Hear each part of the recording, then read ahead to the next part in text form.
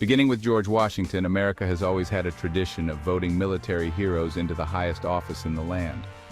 But as time goes on, this tradition fades.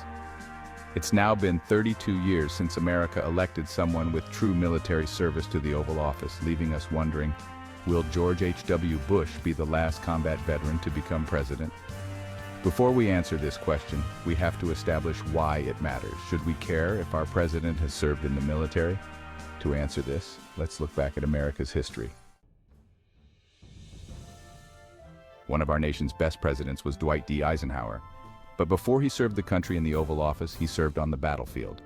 As Supreme Commander of the Allied Expeditionary Forces in World War II, Eisenhower orchestrated the largest amphibious invasion in history on D-Day. His strategic acumen was pivotal in turning the tide against Nazi Germany. When Eisenhower ascended to the presidency in 1953, he used the knowledge he gained in the military to bring a swift end to the Korean War. Within months of taking office, Eisenhower visited Korea, which at the time was an active war zone, and got the Korean Armistice Agreement signed, ending the Korean War. Eisenhower's leadership style, characterized by foresight, diplomacy, and a no-nonsense approach to problem-solving, was undoubtedly shaped by his military background. His presidency secured peace and propelled America into an era of peace and prosperity. On the flip side, Herbert Hoover is widely considered among scholars to be one of America's worst presidents. His tenure is synonymous with one of the darkest times in American history, the Great Depression.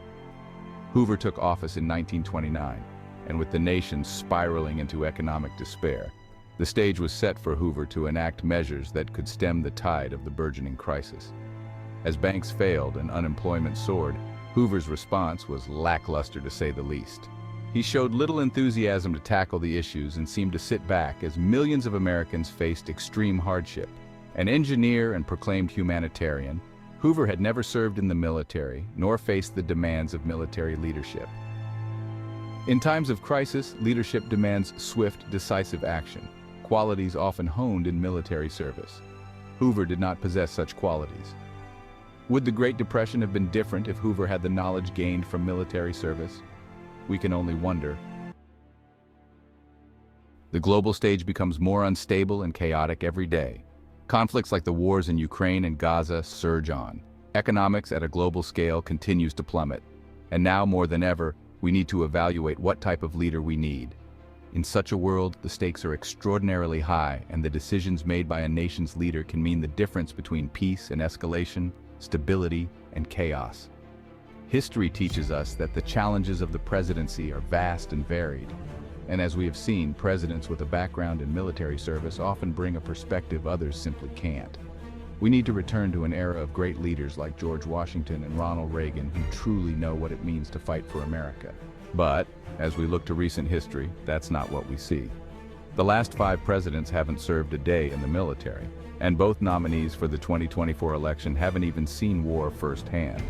George H.W. Bush was the most recent president to see combat in the military. If the current trend continues, he'll be the last.